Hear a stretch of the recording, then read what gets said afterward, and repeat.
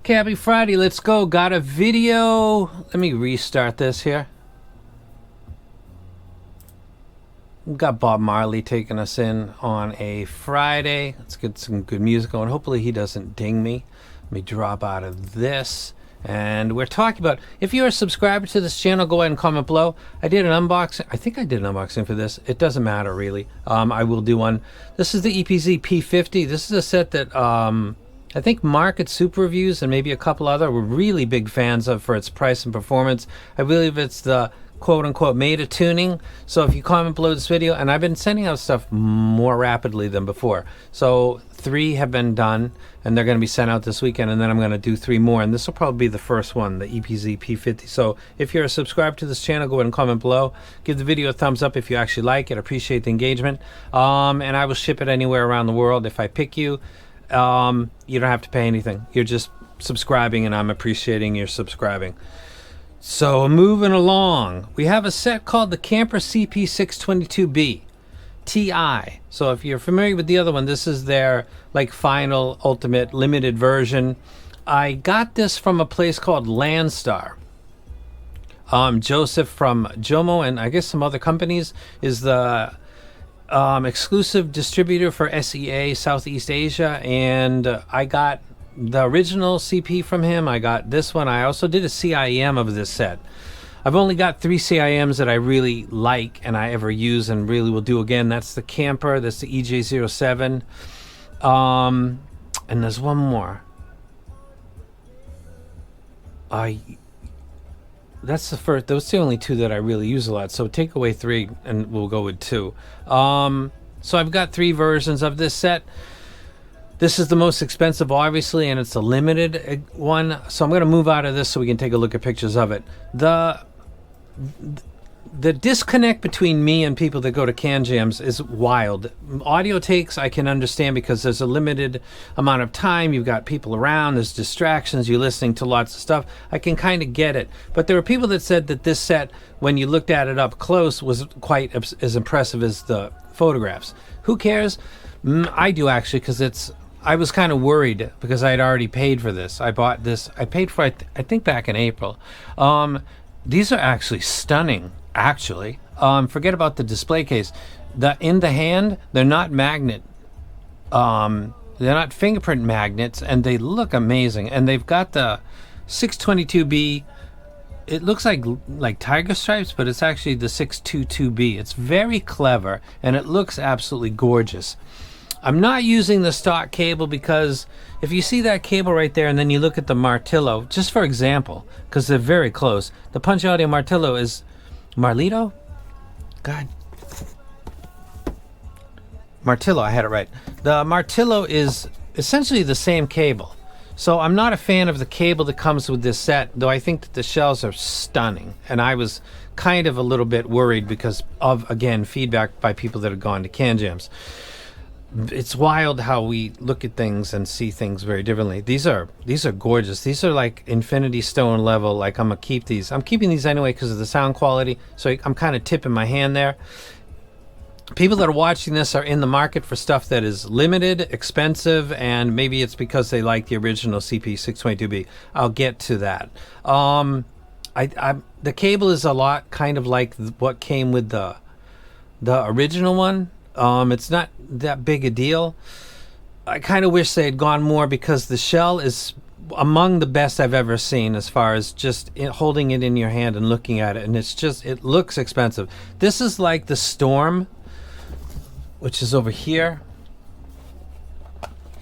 The Storm looks like a set that is expensive. When you hold it in your hand, it feels like an expensive set. Does it matter? When you're paying this much money, you expect sound quality to be great. Feeling premium in your hand is, I expect it in this price range. The Storm is like the reference.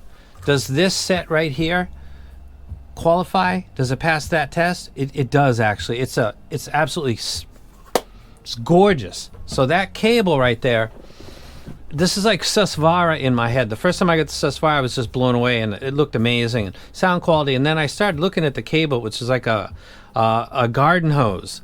And then I realized they had sent that to like with $500 hi-fi mans as well. So they were just pulling these out of like a box and throwing it with $500 or $5,000.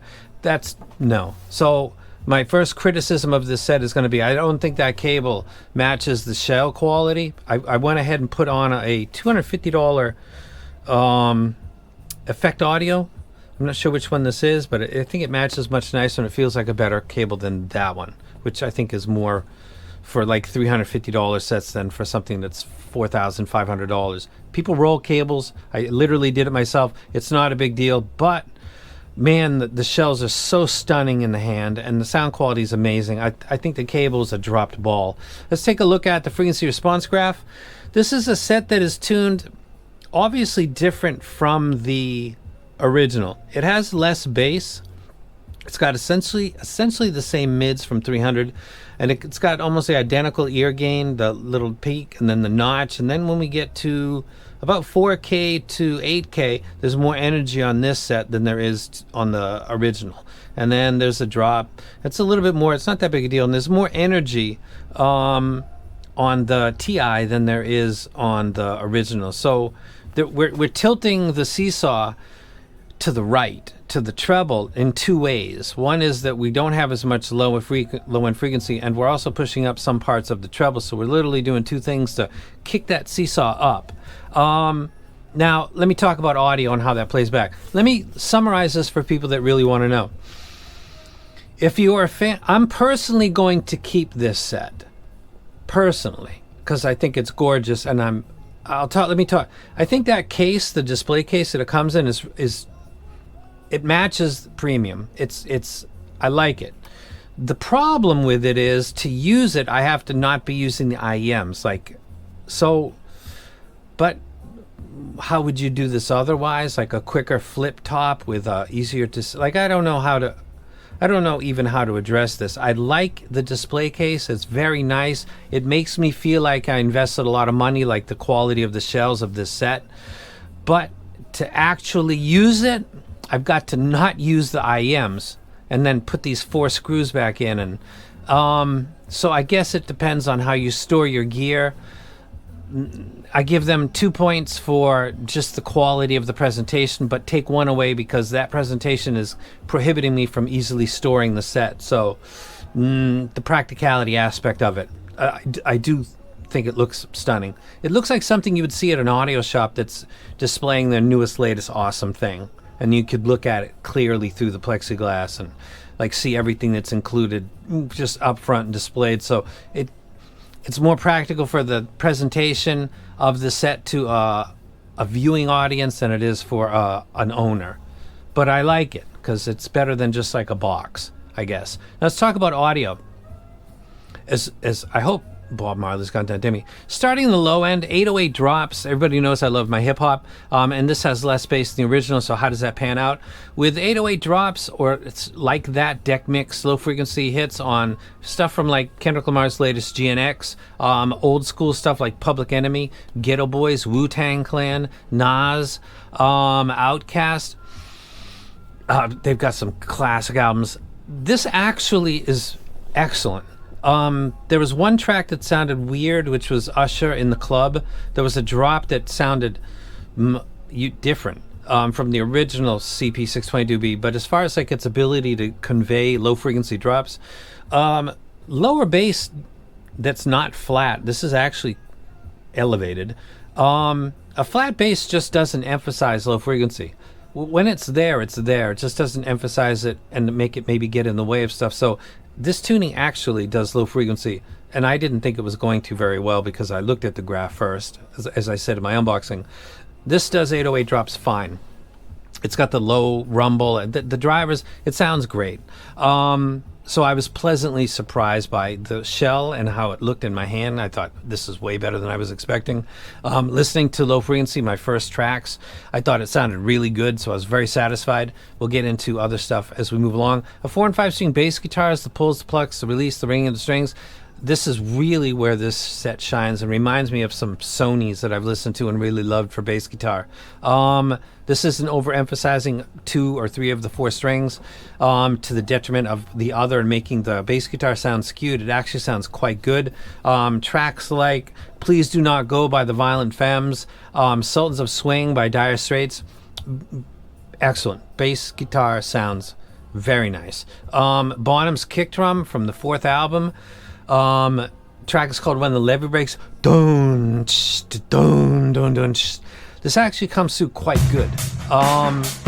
Again, this isn't a flat tuning, and it looks like it's got less bass compared to the original, which is my target, which is one of the bassier targets among reviewers.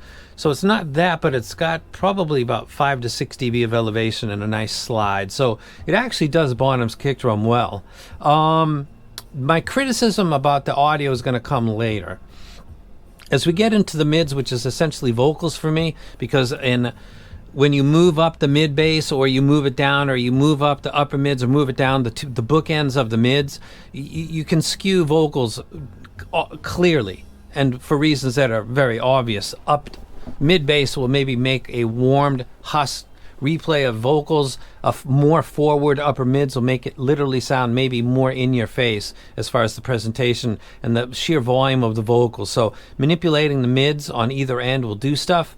I think this plays back stuff like Chris Cornell, Lane Staley, Nina doing the cover of Blondie really well. It's very clean. The replay of this set is, as far as resolution, like ability to hear every little thing that's in the production, the Michael Jackson left channel beep at 1 minute and 31 seconds is clearly audible on this set, which is like an Easter egg that some people know about or don't. And if you have a set that doesn't play it back, then you would never know that it exists. This does that great. I did check. Vocals sound clean, they sound clear, they're not too forward. The presentation isn't unnatural to me. It's not lacking note weight. I think it really shines here. The rhythm section, the bass guitar, the drum kit is fine. It sounds good. It's not overly emphasized. It's giving the vocals room to just exist without too much encroachment from low frequency instruments like the bass guitar, a drum kit, or other things in that region. So vocals sound excellent. As we get into the basically the upper mids treble, listening to stuff in a library that has cymbals, rides and crashes, electric and acoustic guitar with or without distortion pedals, keyboards, pianos. This is where on regular listening it's not jumping out at me, and it sounds fine because it's when I listen to this for a short period of time, the replay is just stunning. It's very, very, very well done. The problem is that, and it might be related to that energy that's around 13, 14, 15, 16K, the fatigue sets in after a period of time. So as you're listening to it, if you listen at lower volumes, it might never be a problem. I listen at 77 dB. That's just like a placeholder at 450 hertz. The actual dynamic range of audio could be plus 10, 15, or minus because of quiet passages. So there's a range that gets much bigger than that. But 77 setting at 450 hertz, this after about an hour becomes a little bit zingy to me, and it's upper harmonics, later harmonics of the instruments that I just mentioned. Do I recommend this set? Let me just jump right into it. Is it a dumpster fire? Absolutely not. Hope it was free. It's not going to be free for anybody. Or they're sending it to somebody. Mine wasn't free, and I'm not giving this away. It's the P50 from EPZ. Coping is working.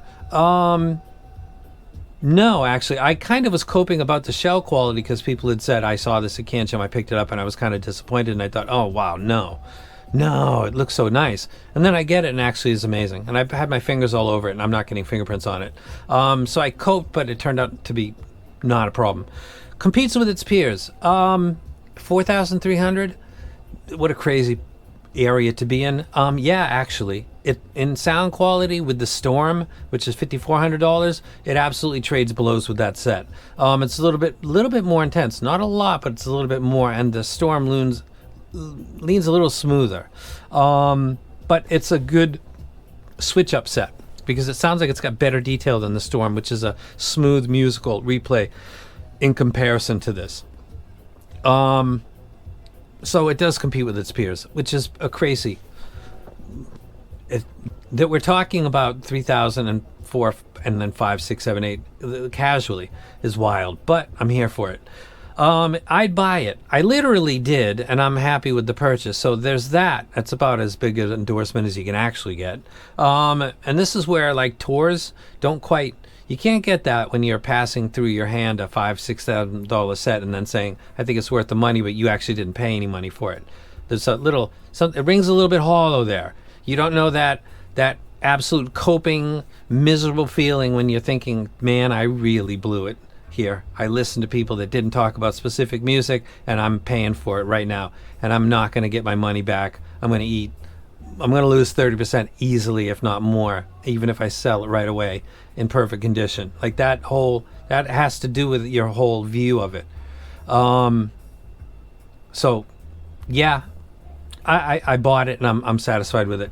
Going to shamelessly hype it? No. And there's like 3 reasons for that. Let me give that to you.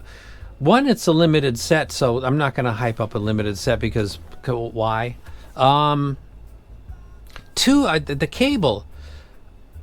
The cable bothers me because the Martillo, I never mistake that while I'm just doing stuff. When I'm talking, I feel like I gotta hesitate. It's essentially the same cable that comes with the Punch Audio. Really, it's almost identical. It's not a bad cable, but I would like to have better. So that's the second point. The third point is that the display case, as beautiful as it is non-functional. But then again, the Storm like locker box, I don't ever take that out, except for when I sold it, and then when I bought it back, I had to take the set out. So I guess it's not a problem. And again, instead of just getting a box with a couple drawers in it, this is actually kind of clever and neat. And then combine that with the fact that it's got the numbering of the set, which is the 622b, which actually has a meaning. 6, I think, is the BA, 2 is the EST, 2 is the bone conduction driver, and then B is highlighting the final of the final 2, 622B. So it's the number actually means something, and they put it on the shell, so I think it looks amazing. I'll let you guys go. Did anybody know who Canpur was like a year and a half ago? I surely didn't, and now it's one of my favorite brands. Love the set, got to keep it 100 as far as the complaints go, but I'm complaining about a stand, which is actually gorgeous, so keep that in mind. I guess my only legit is the cable. It's pretty common in a lot of expensive stuff, but I'm not really. So it's not this set only. There's a lot of expensive sets that come with cables that just don't seem to, like Unique Melody. They've got different cables and fabric and microphonics sometimes, but it seems like they put a lot of effort into the cables when they're doing their expensive flagship end stuff. So these cables of this quality, I don't know that they belong in this price range. Bass sounds fine, mid sound fantastic, treble sounds excellent while you're listening, but it could be the reason that you get fatigue over a period of time. It's not one of the ones where you listen to briefly and think, oh, that's too intense. It doesn't sound like that to me at all, but when I listen to it for a longer period of time, because I love the sound of it, I do start to get not quite ringing in the ear, but I can feel like that would be coming, so be aware of that. If you listen at lower volume, which I did try just to kind of feel that out, I don't get stimulated in that way, so it might not be a problem for you. Or you could be older and you have slight age-related hearing loss, which is weirdly a taboo in this hobby, because there's a lot of older people in this hobby, and a lot of them are human beings that suffer from human frailty, including that your eyesight, your ears, everything degrades over time. It's not something to be embarrassed by. If you have that, this might be something that is perfect for you. Or you're younger and you turn the volume down just a little bit. And it looks absolutely amazing, and I love the sound of it. And it's going to have a spot right next to the Storm, and look for a couple more, and then finish up my Infinity Stone collection, or just keep on the hunt forever, which is much more likely to actually take place. That's it. You guys have a great weekend. The EPZ P50 is really a set that a lot of people love. It could be yours for absolutely nothing. It doesn't matter where you live around the world. So go ahead and comment below, and don't forget the video a thumbs up if you genuinely like it, and subscribe if you're not already subscribed. I would appreciate that, as every YouTuber would. And I am out.